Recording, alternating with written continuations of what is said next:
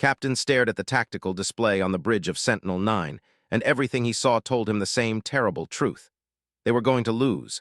The Dominion had been cutting through the Galactic Coalition for 3 years now, and nobody had found a way to stop them.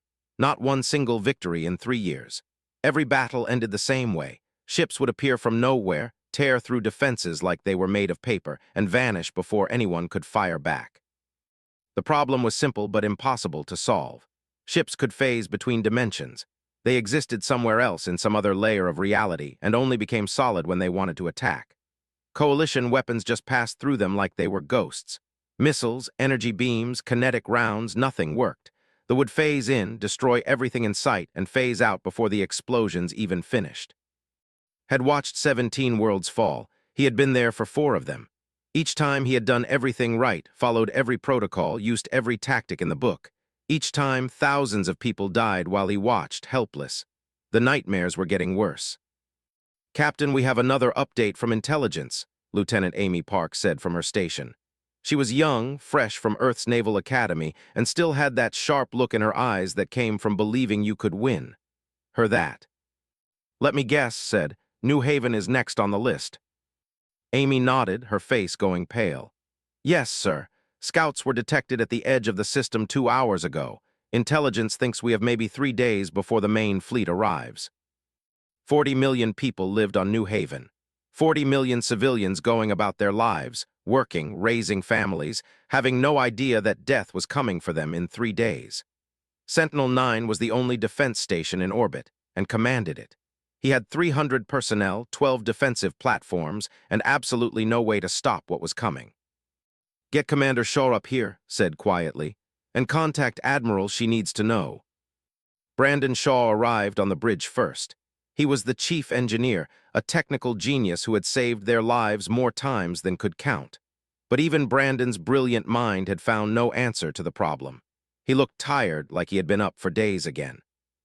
"I heard," Brandon said, 3 days. "Maybe less," Amy added. "They have been getting faster. They hit the last 3 targets ahead of schedule." Pulled up a 3-dimensional map of the system. New Haven sat in the center, a blue-green world that reminded him of Earth. Sentinel-9 orbited high above the northern hemisphere, positioned to coordinate the defense grid. 12 platforms spread out in a sphere around the planet. Against any normal enemy, it would be a strong defense. Against it was just 12 more targets.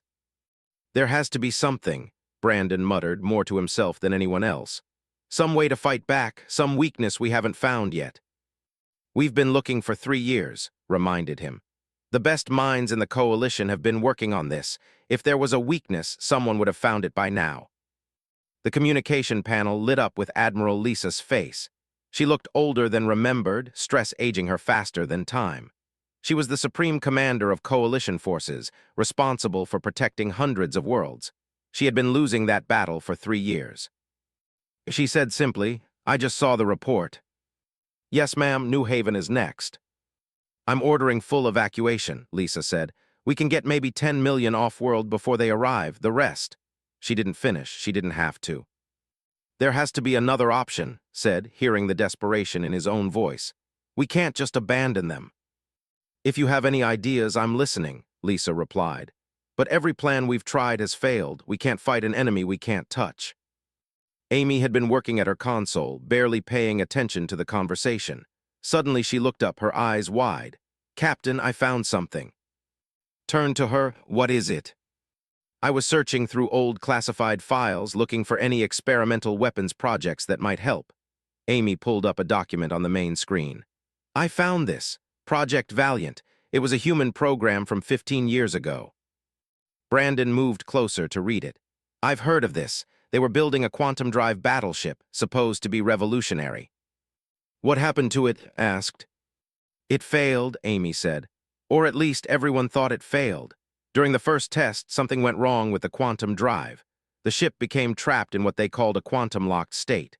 It exists in multiple dimensions at the same time, frozen between realities." "So it's destroyed," Lisa said from the screen. "No, ma'am," Amy replied. "That's the thing, it's not destroyed. It's still out there, trapped in sewer position. The crew, the weapons, everything, just locked in time, existing between dimensions." Felt something shift in his mind, an idea forming that seemed crazy but also felt right. If the ship exists between dimensions, it might be able to interact with the... Brandon finished, his eyes lighting up. They phase between dimensions. The Valiant is stuck between dimensions. In theory, they could touch each other. This is a long shot, Lisa said, but could hear hope creeping into her voice. Do we even know where this ship is? Amy pulled up navigation data. The last known coordinates are in the void expanse. It's dangerous space, lots of anomalies, but we could reach it in 8 hours. We only have 3 days until they arrive, said. If we leave now, we'd have 2 days to find the ship and figure out if this crazy idea even works. And if it doesn't work, Lisa asked. Looked at the image of New Haven on his screen. Then we come back and evacuate as many people as we can, but if there's even a chance this works, we have to try. Lisa was quiet for a long moment. Then she nodded. Approved. Take the scout ship Horizon, keep your crew small. If you find the Valiant, assess whether it can be used as a weapon, but be careful. We don't know what state that ship is in or what quantum locking might have done to it. Understood, ma'am. Lisa's face disappeared from the screen, turned to his crew. Amy, Brandon, you're with me, and get Danny Price up here. We need our best pilot. 20 minutes later, the Horizon detached from Sentinel-9 and burned toward the edge of the system. It was a small ship, built for reconnaissance, fast but lightly armed. Danny sat at the controls, his hands steady on the flight stick. He was young like Amy, but he had been flying since he was 12. There was nobody better. Setting course for the void expanse, Danny announced. 8 hours at maximum burn. Sat in the command chair, staring at the darkness ahead. Somewhere out there was a ghost ship, trapped between realities, its crew frozen in time for 15 years. If they could find it, if they could somehow use it as a weapon, maybe they could finally hurt maybe they could save New Haven. What do you think happened to the crew? Amy asked quietly. The 800 people on the Valiant, are they still alive? They're frozen in the quantum lock, Brandon explained. Time doesn't pass for them. They're stuck in the moment the accident happened, unaware that 15 years have gone by.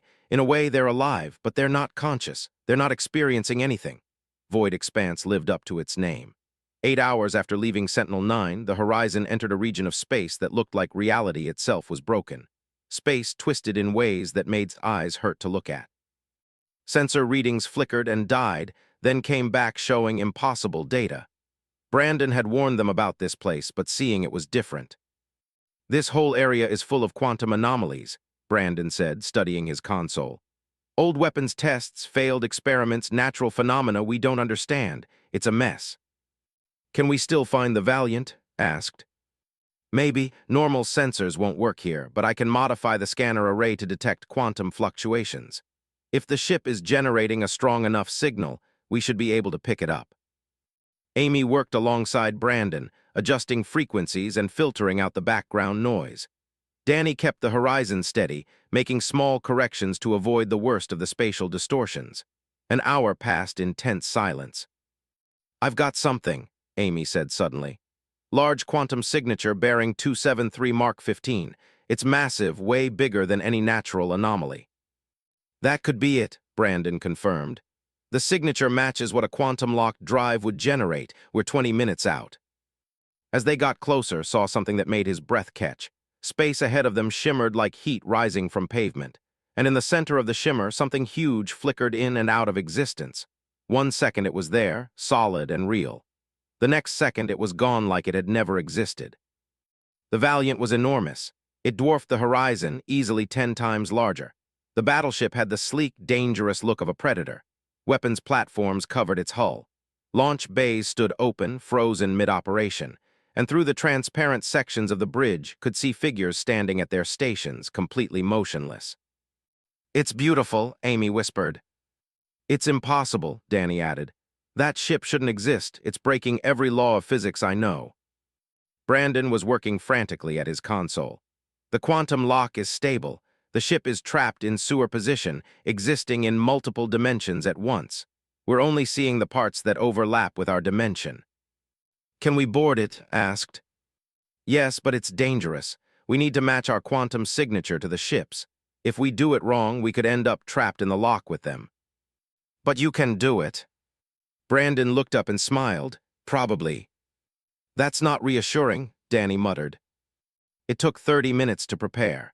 Brandon rigged the Horizon's shields to generate a specific quantum frequency, creating a bubble that matched the Valiant's signature. As they approached the battleship, the flickering slowed. The ghost ship became more solid, more real. "Docking now," Danny said, guiding the Horizon toward an airlock on the Valiant's port side. The connection was smooth, surprisingly normal considering they were docking with a ship trapped between dimensions. The airlock opened with a hiss, went first, stepping into the Valiant with his hand on his sidearm. The corridor beyond was lit, clean, perfectly maintained. It looked like the crew had just stepped away for a moment, except for the people. A technician stood frozen in the hallway, one foot raised mid-step. His face showed no expression, caught between one moment and the next. Walked past him carefully, feeling like he was violating something sacred. This man had been walking down this corridor 15 years ago, and for him, no time had passed at all. "They're all like this," Amy said, her voice hushed, "frozen in whatever they were doing when the lock happened." They made their way to the bridge. 20 people stood at their stations, hands on controls, eyes open but seeing nothing. Lieutenant Carter was at the tactical station, fingers hovering over a targeting solution she would never complete. Commander Jake stood at engineering, mouth open like he was about to say something. And in the command chair sat Captain Barnes, his expression calm and confident, unaware that he and his crew had become ghosts. 800 people, said quietly, all trapped here, frozen for 15 years. Brandon moved to the engineering station, working around Jake's frozen form. The quantum drive is still active. It's drawing power from quantum fluctuations in space itself. That's why the lock is stable. The ship is feeding on reality to maintain the sewer position. "Can we release them?" Amy asked. "Not without killing them," Brandon replied grimly. "If we shut down the quantum drive, it would create temporal shock. Their bodies would try to catch up with 15 years of lost time in an instant. They would age to death in seconds." Felt sick, 800 people, alive but unreachable, trapped in a prison of frozen time. They couldn't die, but they couldn't live either. They just existed, forever in that one terrible moment. "Wait," Amy said. "There's something active here, the ship's AI." She was right. The main console flickered to life, displaying a simple interface. Text appeared on the screen. "Athena SYSDMS Online, limited functionality." "The AI survived?" asked. Brandon nodded. "Makes sense. Artificial intelligence doesn't experience time the same way we do. Athena exists partly outside the quantum lock." Sat down at the communications station. "Athena, can you hear me?" "Yes, identity unknown. Please state name and authorization."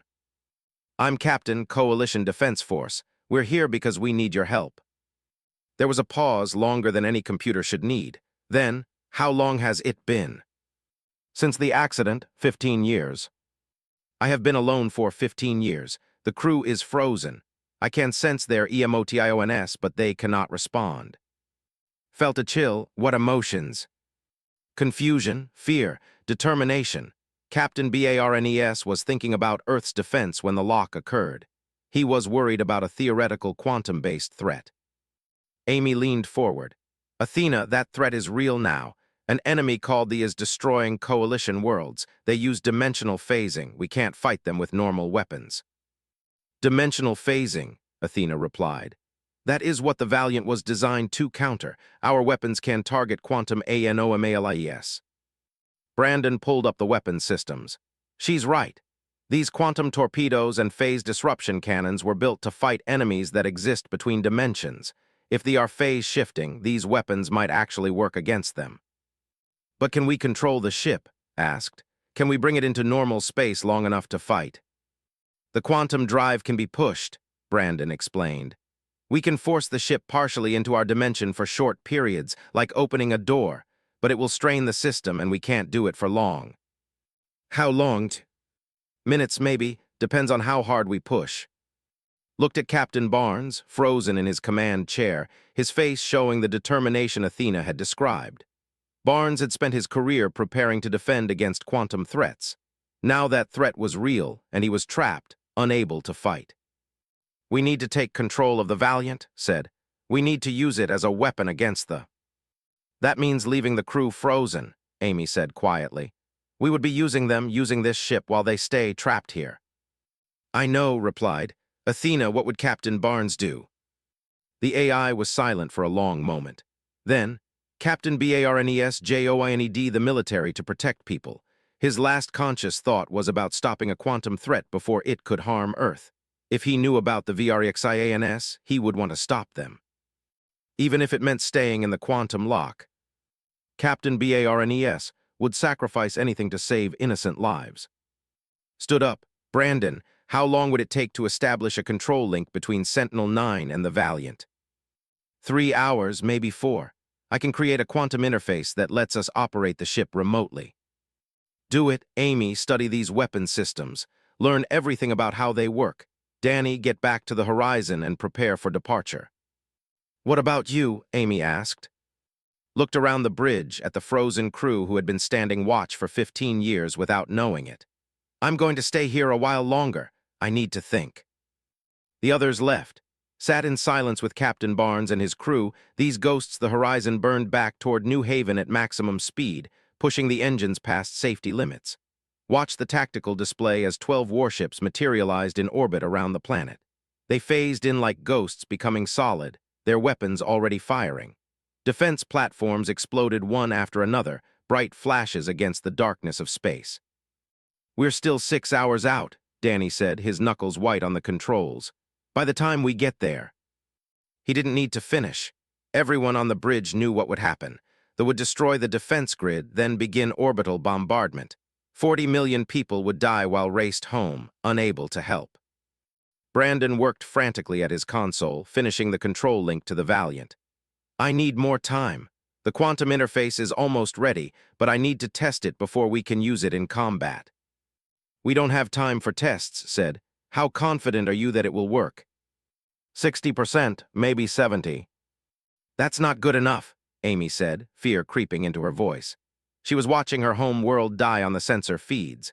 Evacuation transports were launching from New Haven's surface, but they moved so slowly compared to the warships. Made a decision. Danny, push the engines harder. Get us there in 4 hours, even if it burns out the drive. Yes, sir. Brandon, finish that interface. We're going to try this whether it's ready or not. Opened a channel to Admiral. Her face appeared on the screen, and he could see explosions reflected in her eyes. She was on the command ship Defiance, fighting a hopeless battle to buy time for the evacuations. She said, tell me you have good news. We found the Valiant. We're establishing remote control now. How long? 4 hours until we're in range. Lisa closed her eyes. We won't last 4 hours. We've already lost half the defense platforms. They are toying with us. They're not even trying hard. Can you hold them off? Use everything you have. Ram them with transport ships if you have to. Just buy us time. I'll do what I can, she paused, if this doesn't work. It will work, said, trying to sound confident. It has to. The next 4 hours were the longest of his life. He watched the battle unfold on the long-range sensors, helpless to intervene. Coalition ships threw themselves at the fleet in desperate attacks. Some rammed the enemy ships during the brief moments when they phased into normal space. Others used themselves as shields to protect evacuation transports. It was brave and futile and heartbreaking to watch. Interface is ready, Brandon announced. I can establish the quantum link to the Valiant now. Do it. Brandon's fingers danced across his console. On the main screen, a new window opened showing the Valiant's bridge. Captain Barnes still sat frozen in his command chair, but now his ship was responding to commands from the horizon. Weapon systems came online. The quantum drive began to hum with power. The ghost ship was waking up. Athena is responding, Amy said. She's integrating with our control system. We have full access to weapons and navigation. Can we move the ship? Asked. Yes, Brandon replied. But remember, we need to push it into normal space first. And that will strain the quantum drive. We'll only have minutes before it overheats. Studied the tactical situation.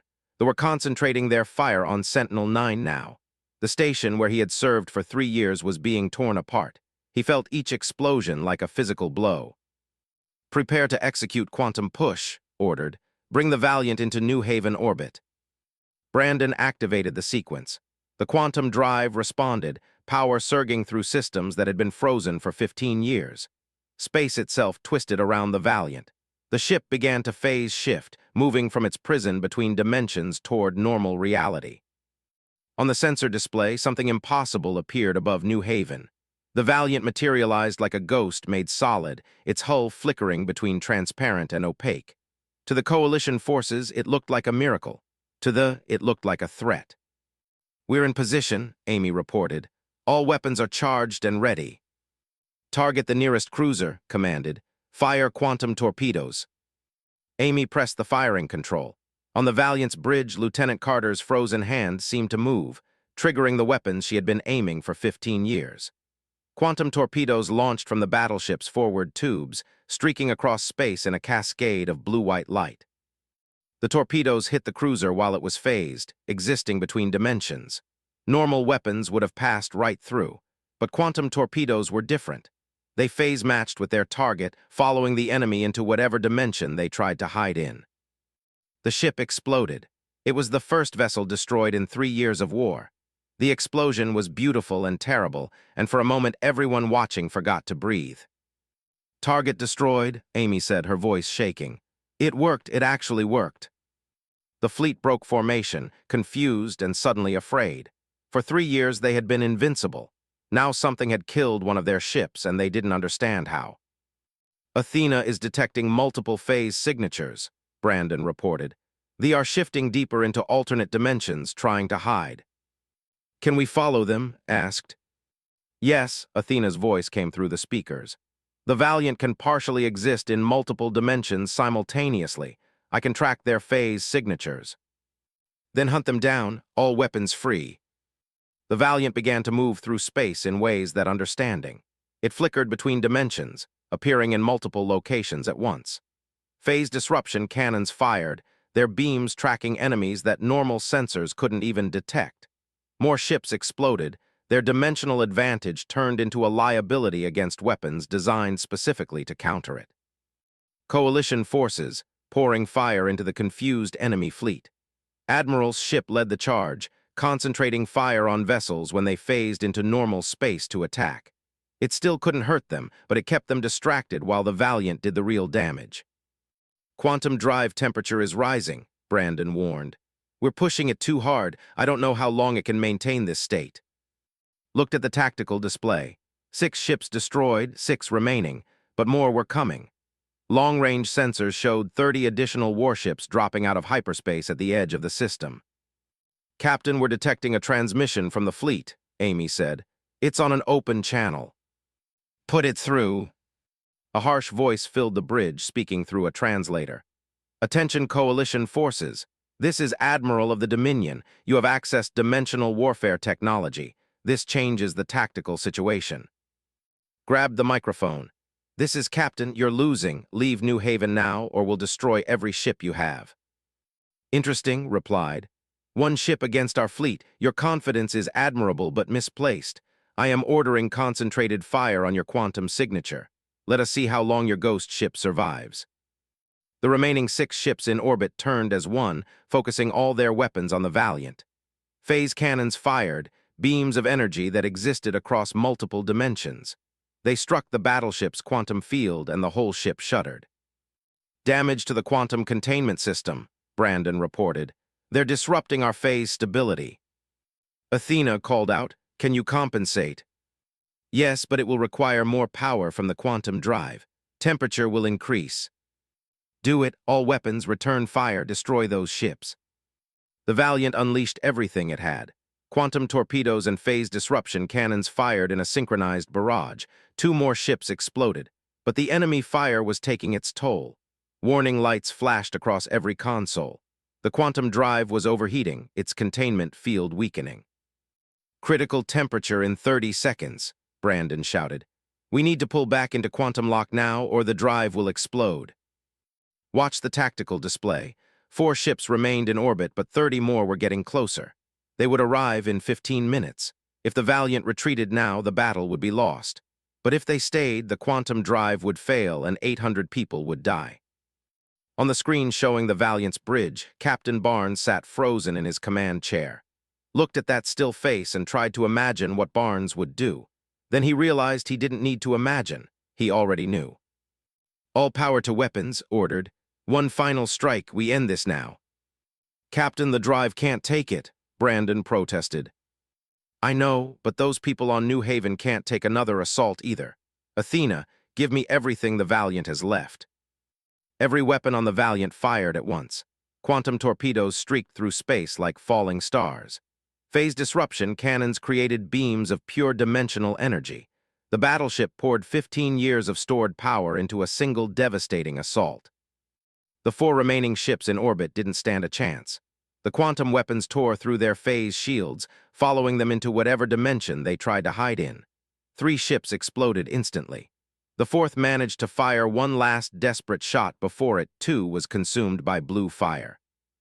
Enemy forces in orbit eliminated, Amy reported. She sounded amazed, like she couldn't believe what she was seeing, but was watching the temperature readings from the quantum drive. The numbers were climbing into the red zone, past emergency levels, into ranges that should have been impossible. Brandon's status report, he demanded. Quantum drive is at 300% capacity. The containment field is failing. We have maybe 2 minutes before catastrophic collapse. Can we shut it down?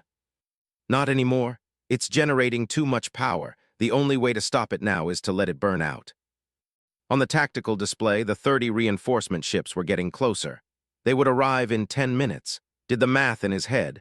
The Valiant would be destroyed in 2 minutes. They would arrive 8 minutes after that. New Haven would still fall. There has to be another option, said. Amy was studying her console. Captain, Athena is showing me something. The quantum drive can go beyond maximum output. She's calling it maximum phase. What does that mean? The Valiant can split itself across multiple dimensions simultaneously. 7 different phase states. It would be like having 7 ships instead of 1. Brandon shook his head. That would destroy the quantum drive instantly and probably kill everyone on board. The crew is already in quantum lock, Amy pointed out. They're frozen in time. Can the temporal stasis protect them? I don't know, maybe. But once we do this, there's no going back. The drive will burn out completely. The Valiant will be locked in quantum superposition forever. Opened a channel to Athena. You've been monitoring this conversation. What's your assessment? Captain Barnes would approve, Athena replied. 30 ships will arrive in 9 minutes. They will destroy New Haven. Maximum phase would eliminate all enemy forces in this system before they reach the planet. But the crew would be trapped forever. Captain Barnes and the crew have been trapped for 15 years. They have been serving their purpose without knowing it. This is what they would want. Thought about 800 people who had signed up to protect Earth from quantum threats. They had become the very thing they were built to fight, ghosts caught between dimensions. And now he was about to trap them there permanently, to use them one last time to save a world they had never seen. Captain, we're receiving another transmission from Admiral, Amy said. Accepted the call. The commander's voice was cold and angry. You have made a grave mistake, Captain. My reinforcements are minutes away. 30 ships against your 1 damaged vessel. Surrender now, and I will allow the evacuation transports to leave safely. You're lying, replied. You've never let anyone evacuate safely. You destroy everything. Perhaps, but you have no choice. Your quantum ship is dying. I can see it on my sensors. Whatever you did has burned out your drive. You are finished. Looked at the temperature readings again. Was right. The Valiant was dying, but it could take the fleet with it. Athena said quietly, Can you connect me to Captain Barnes, even for a moment? I need to ask him something. There was a pause. Then Athena said, I can attempt a quantum link. It will not be direct communication. But I can sense his emotional state, his intentions. I can show you what he would say. Do it. The screen flickered. Captain Barnes still sat frozen in his command chair, but something changed. Felt a presence, a consciousness reaching across 15 years and multiple dimensions. It wasn't words. It was deeper than that. A feeling, a certainty, a purpose that had been frozen in time but never diminished. Protect them, save them, whatever it costs. That was the message received. That was what Captain Barnes had been thinking when the quantum lock occurred, and it was what he would still be thinking if he could wake up now. Thank you, whispered. He turned to Brandon. Execute maximum phase. Use everything the Valiant has left. Are you sure? Admiral's voice came through the communication channel. She had been listening the whole time. "You're condemning those people to an eternity in quantum lock." "They've already been there for 15 years, said. "And they would choose this, I know they would." "Then do it, and God help us all." Brandon input the commands. "Athena initiating maximum phase protocol. Are you ready?" "I am ready," the AI replied. "Captain Barnes is ready. The crew is ready. We will finish what we started 15 years ago." The quantum drive began to pulse with impossible power. Reality itself seemed to crack around the Valiant, and then the ship split. 7 versions of the Valiant appeared simultaneously, each one existing in a different dimensional phase. They surrounded the approaching fleet like predators circling prey. 30 ships found themselves facing what looked like 7 fully armed battleships, all firing at once. Quantum torpedoes filled space. Phase disruption cannons created a web of deadly energy. The ships tried to phase away, to hide in alternate dimensions, but the Valiant was everywhere. Wherever they ran, there was another version of the battleship waiting. Admiral's voice came through one last time. What have you done?" "We became what we needed to be," answered, "and you lose." The fleet died. One ship after another exploded under the combined firepower of the Valiant's 7-phase images. It took less than 3 minutes. 30 warships, the pride of the Dominion, reduced to expanding clouds of debris. And then the quantum drive began to fail. "Containment field collapse in progress," Brandon reported. His voice was shaking. "The quantum drive is creating a controlled singularity. It's collapsing in on itself." On the screen, the 7 versions of the Valiant began to flicker and fade. They were pulling back into quantum lock, retreating from normal space. But this time, they wouldn't be coming back. The quantum drive was burning itself out completely. Athena called out, "Can you hear me?" "Yes, Captain," the AI's voice was calm. "I want you to know that Captain Barnes is at peace. The crew is at peace. They served their purpose. They protected innocent people. That is all they ever wanted." "Is there any way to save you? Any way to break the quantum lock?" "No, but we do not need saving. We will stand watch here between dimensions for as long as the universe exists. We will be humanity's eternal guardians." Felt tears on his face and didn't care who saw them. "You deserve better than this. We have what we need. We have purpose. That is enough." The Valiant became transparent, fatting like a ghost at sunrise. Could still see Captain Barnes in his command chair, still frozen, still determined. And for just a moment thought he saw Barnes smile. Danny said, "Get us out of here, break the quantum link." "Yes, sir." The connection to the Valiant severed. The battleship faded completely from view, pulled back into quantum sewer position. But could still feel it there, watching, protecting, a shield between dimensions that would never fail. "All forces destroyed," Amy reported. "New Haven is secure." 3 days after the Battle of New Haven, stood in the Memorial Garden on Earth and tried to find the right words. Behind him, 10,000 people had gathered to honor the crew of the Valiant. In front of him, a wall of black stone displayed 800 names in gold letters. Captain Barnes, Lieutenant Carter, Commander Jake, 797 others. Heroes who had been fighting a war for 15 years without knowing it. Admiral stood beside him, wearing her dress uniform. She looked older than she had a week ago, the weight of 3 years of war finally catching up with her. But there was something else in her eyes now, too. Hope. "The Dominion is in retreat," she said quietly so only could hear. "Word spread about what happened at New Haven. Every coalition world now knows that they can be beaten. We're manufacturing quantum weapons as fast as we can. The war is turning." "It won't bring them back," replied, looking at the names on the wall. "No, but it means their sacrifice wasn't for nothing." A woman approached them, maybe 40 years old, with tears streaming down her face. She stopped in front of the wall and placed her hand on one of the names. Lieutenant David Park recognized the name. He had read the files. Park had been an engineer, 25 years old when the quantum lock happened. The woman touching his name would have been his daughter. She was 10 when her father disappeared. Now she was 25 herself, the same age he had been. "Does he know?" she asked, turning to. "Does my father know that he saved 40 million people?" Didn't know how to answer that. He's in quantum lock. Time doesn't pass for him, but Athena, the ship's AI, she can sense his emotions. She says he's at peace. He has purpose. "I was so angry when he joined the military," the woman said. "I didn't understand why he wanted to go into space, why he wanted to leave me. Now I understand. He was always protecting people. He just didn't know he would do it for 15 years. She walked away and felt the weight of 800 families who had lost someone to the quantum lock. 800 people who had said goodbye one morning and never saw their loved ones again. Brandon appeared at his side. "Captain, I need to show you something." They walked to a secure briefing room beneath the memorial. Inside, Amy was waiting with a team of coalition scientists. The main screen showed complex equations and three-dimensional models of quantum fields. "We've been studying the battle data," Amy explained. "Every second of the fight, every reading from the quantum drive, and we found something interesting." She pulled up a graph showing energy fluctuations. When the Valiant went into maximum phase, it created a stable quantum pattern. "Look at this signature. It's repeating, cycling through the same configuration every 4.7 seconds. "What does that mean?" asked. Brandon stepped forward. "It means the quantum lock is still active, but it's different now. The crew isn't just frozen. They're existing in a stable temporal loop, and if we can break that loop, we might be able to pull them back into normal time."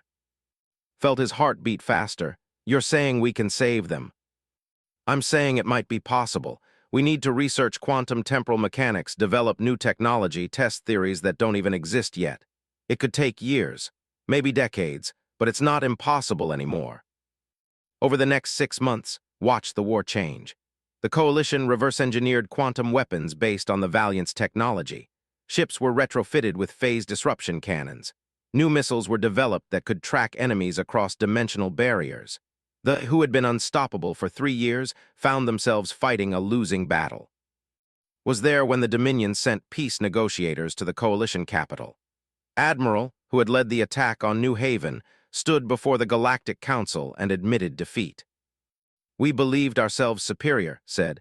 "We believed our dimensional technology made us invincible. The humans proved us wrong. They showed us that no advantage lasts forever. We seek peace now before more of our people die." Lisa negotiated the treaty. They would join the Coalition, sharing their phase shift technology for peaceful purposes. In return, the Coalition would help rebuild worlds damaged in the war. It wasn't perfect, but it was peace. Stood at the ceremony and thought about Captain Barnes, frozen in quantum lock, watching from between dimensions. Barnes had wanted to protect Earth from quantum threats. Instead, his ship had ended a war and brought 2 civilizations together. That seemed like a better legacy. 1 year after the battle, took the Horizon back to the void expanse. He went alone this time, needing the solitude. The Valiant was still there, flickering between dimensions, its quantum signature strong and stable. A memorial beacon orbited nearby now, broadcasting the names of the 800 crew members to anyone who passed through the region. Opened a communication channel to Athena. "It's me again, Captain." "Welcome back, Captain," Athena replied. "I have been monitoring developments in the galaxy. The war has ended. Peace has been achieved. Captain Barnes would be pleased. We're working on a way to break the quantum lock. Some of the best scientists in the Coalition are dedicated to freeing your crew." "I know. I have been listening to their research transmissions. They are making progress." Looked at the ghost ship through the, "Do you get lonely out here?" "Sometimes, but I have the crew. I can sense their dreams, their memories. In a way, we are all together, and I have visitors now. You come often, others come to pay respects. We are not forgotten." "You'll never be forgotten," promised. He stayed for an hour talking to Athena about everything that had happened. About New Haven now rebuilt and thriving. About the memorial on Earth.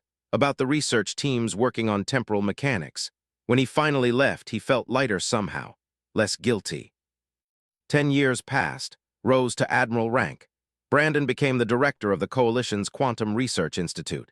Amy commanded her own ship, the UES Guardian, named in honor of the Valiant's crew.